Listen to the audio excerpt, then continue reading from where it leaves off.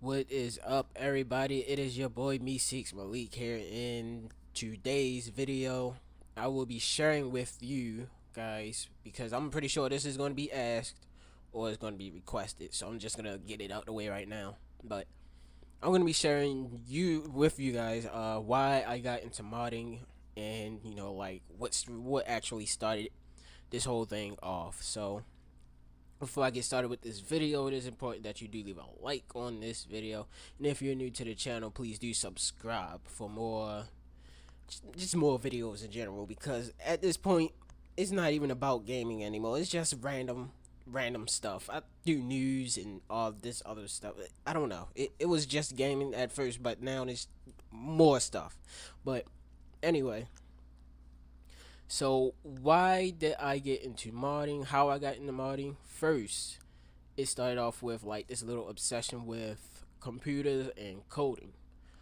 At the time when I was in middle school, I didn't really have a computer to work with myself. So whenever we get into the computer lab, I would start messing around with the command prompts, messing around with the computers.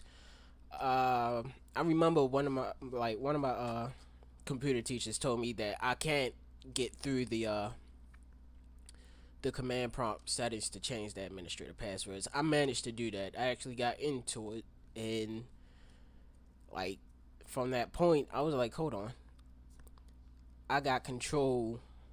I can control basically whatever the hell I want in computers. So once I got my own computer, I actually started getting more into coding, started learning coding from different websites, even went on the fucking deep web to learn like these advanced codes, some scripts for making, what is it, viruses and all that stuff. So that's that's where I got all my knowledge from. Basically the internet and a few other people's that I knew, taught me about the stuff. So anyway, uh like that obsession with, you know, coding, making viruses, hacking into people computers and stuff, that kind of got me into making like different programs and different stuff basically for the computer. And like at times I would test it out and stuff. So when I first got my first PSP system, yes, the PSP, this is where, game modding started. So what I did was I started noticing that people had started getting like custom firmwares on their PSPs, and I was like, hold on, this looks cool. I want to give this a try. So when I figured out how to do this myself, I started messing around with it and got like a little more used to the coding, the algorithms and stuff. So basically, I made my own custom firmware or version of my custom. Like back then on the PSP, it was hen and chick hen. So what I did was kind of made like a copy of that, but added my own little stuff to it and started making homebrew applications and modifications to like the PSP interface and more stuff. So that's what had got me into uh basically PlayStation modding, PSP modding, game modding basically. And what fascinated me the most was how the system itself ran, how the firmwares were made, and like how all the codes come together and make the PSP itself run through its user interface and more stuff. So like I got more and more interested into that and just decided to start fiddling around with it. And once the PS3 had got jailbroken, and it was a big thing, so I looked at it, was like, this could be another opportunity to learn more about the consoles and how they run, how they work, and how they operate through its coding and processes. So like once it became public, I kind of used that at my advantage. I didn't jailbreak my first system, or I didn't update my first system once that 3.55 came. I left that alone, actually threw it off to the side and got another system. And what I did was, on that other system, I kind of went with like how it was done when they found the 3.55 exploit. I kind of went off of that because at the time that system was on 3.55. The person I got it from never updated it at all. They left it there, or they just decided to stop playing it and was gonna sell it. So that kind of worked out in my favor. Once I, got the exploit and stuff working, I think my first firmware was KMU, and I kind of studied throughout the whole firmware. Started looking around on the system files and all of the processes, and kind of looked through the system calls and stuff, basically. And I wanted to get into making my own PS3 firmware. So through trial and error, and by trial and error I mean like breaking the fucking system multiple times and getting a different one, uh actually ended up making like my own little custom firmware, but it wasn't for 3.55. It was actually a little higher. I don't remember the firmware exactly because that is a lost project. But anyway, uh once I figured it out, I kind of went off of that and started adding more into my firmwares. And then that's when I started making homebrew applications, and kind of just, built a lot of stuff based off of my knowledge of making homebrew applications and stuff. So at times they wouldn't work at the way I wanted to, because at that point, like, my knowledge was based off the PSP and how their firmwares and how their homebrew applications actually run on that system. So it wasn't perfect, but once I did get it down and kind of made it for the PS3, I started working on more homebrew applications. Now, when I heard about game modding and online modding, I was like, okay, this could be another opportunity to learn and do more. So once that was like out in the open, I actually decided, why not try modding GTA 4? Like, how would that work and what would I need to do? So the first menu that was actually released for it, I looked at the source for it and kind of studied that coding and kind of just built like my own private menu off of that. It wasn't perfect. I'm not like this perfect coder, because nobody is. There's always bugs, there's always problems, and my problems, I froze my system a lot. I bricked my systems a lot.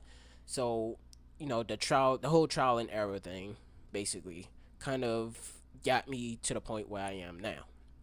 So, once I started getting into that, I found that I could do a lot with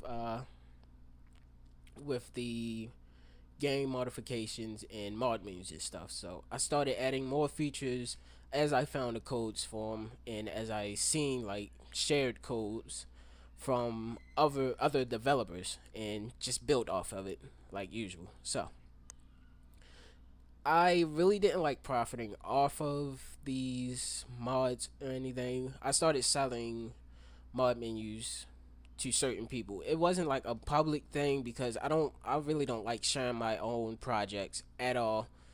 I'm that stingy. If I make something, it's going to be protected by me, and nobody's going to be able to use it but me.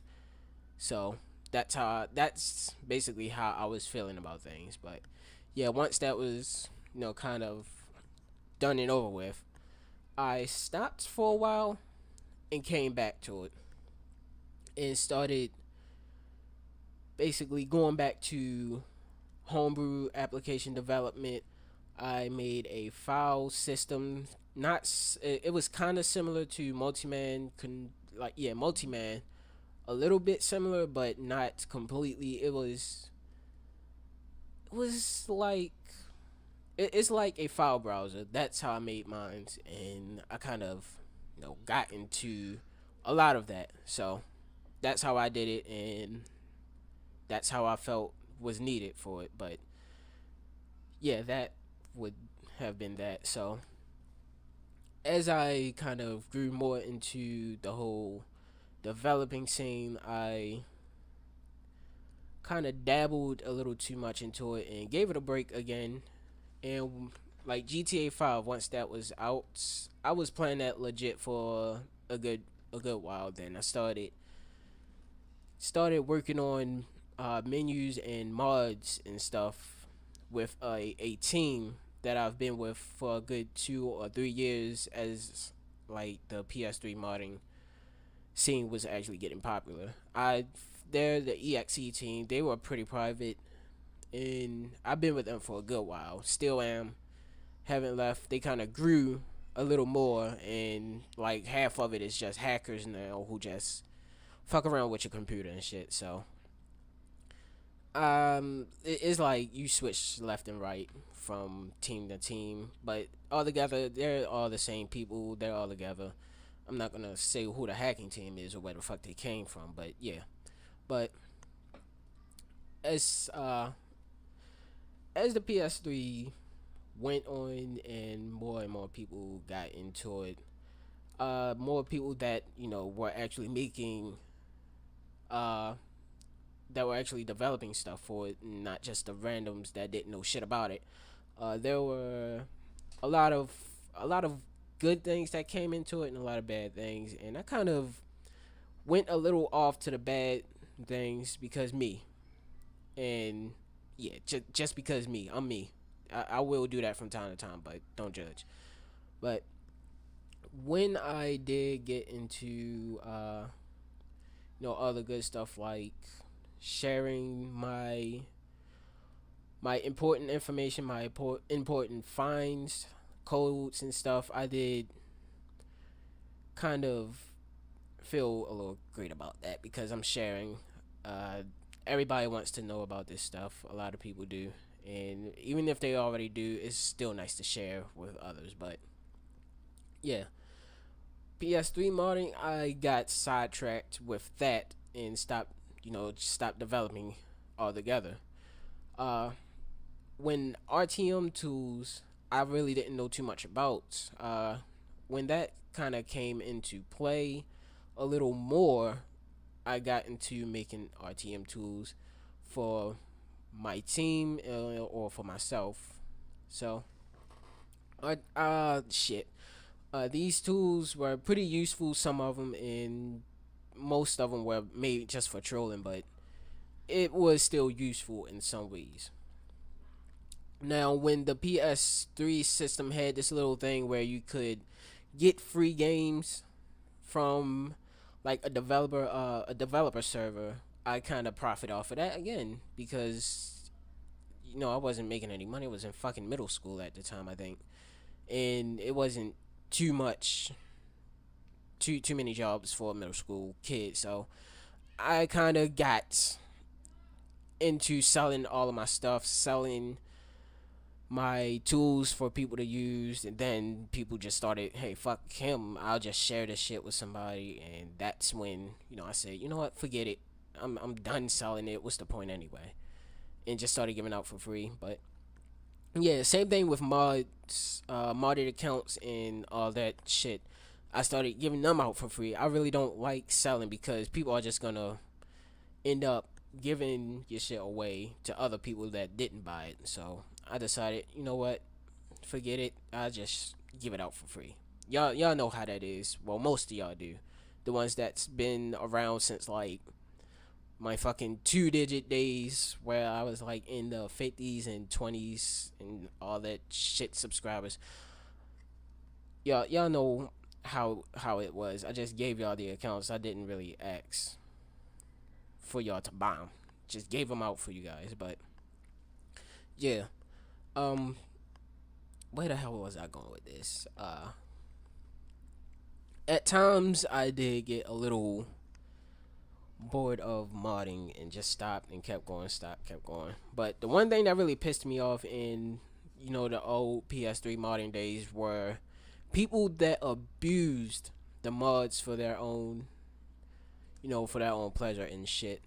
That's the type of stuff that really pissed me off, and I really didn't like it. I did it sometimes too, but not like to an extent where people would get really mad and then not want to play the game or anything. I actually, like in GTA, I would spawn shit on people, but at the end of the day, I'll remove the stuff from them and give them money, and help them out, help them rank up and stuff. I gave back to people. I wasn't one of those shitty modders that you usually find in lobbies that'll mess with you, that will freeze your console because they're fucking retards. That's not me. I'm not at all.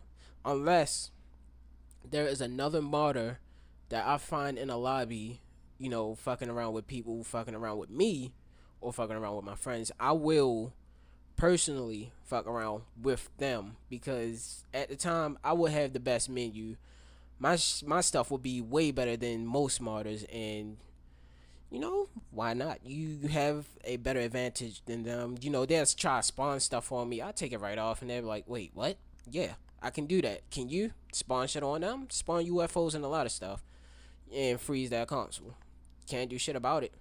But other than that, yeah, I was pretty cool, pretty laid back, and I really did not abuse people in any way. I did not grief them. Pretty much was helping the whole time in GTA and even in Black Ops 2. I was all about fun.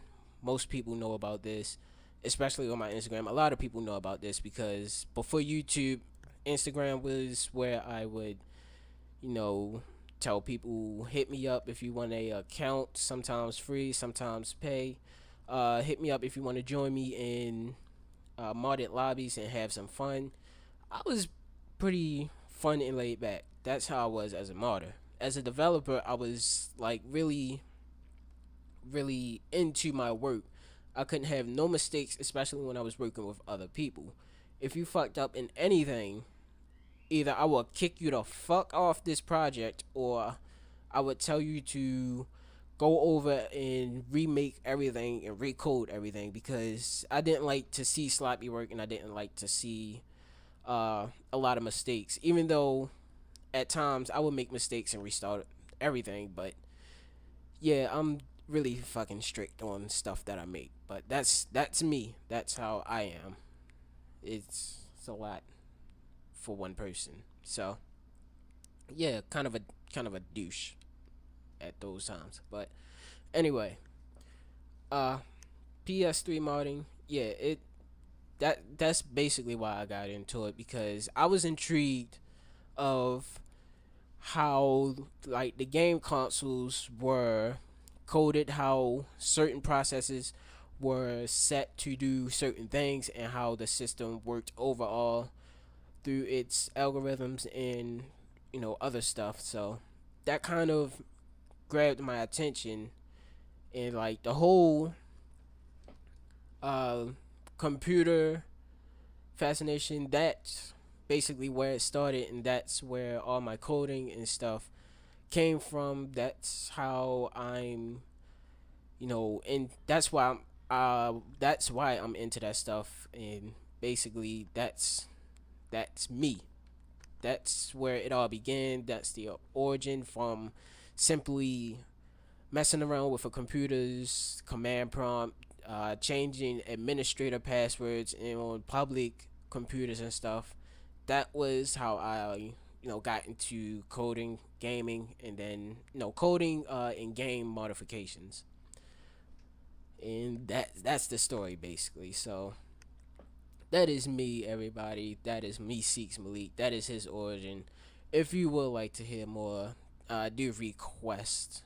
Well, not more of how I got into PS3, or yeah, how I got into game modding, because I just told you everything. But if you want to know something else, do comment below, and I will tell you. Yeah, basically, I will share everything with you guys. But that is it, everybody. Make sure you do leave a like on this video. Again, comment below if you want to know something else about my past, and that's it. Share this video if you want. If you're new, subscribe. Peace out.